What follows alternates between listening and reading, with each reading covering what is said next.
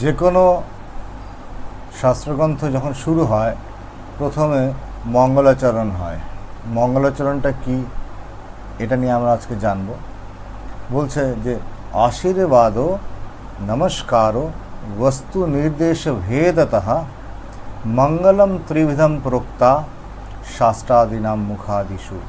এটাই হচ্ছে শাস্ত্রের মুখ্য কথা, যে আজকে আমরা যখন একটা জিনিস শুরু করছি আমাদের ইষ্ট দেবতার কাছে আমরা আশীর্বাদ চাইছি যাতে জিনিসটা নির্বিঘ্নে সুন্দরভাবে হয়।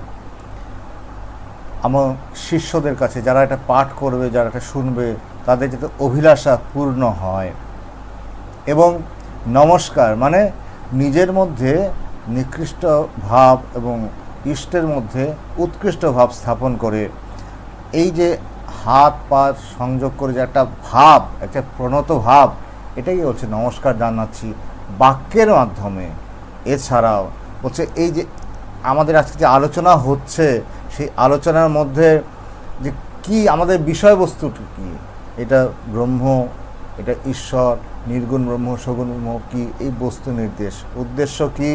উদ্দেশ্য হচ্ছে যাতে এই আলোচনা নির্বিঘ্নে পরিসমাপ্তি হয়, গ্রন্থের প্রচার হয়, শিষ্টাচার পালন, এটাই আমাদের মুখ্য কথা আজকে।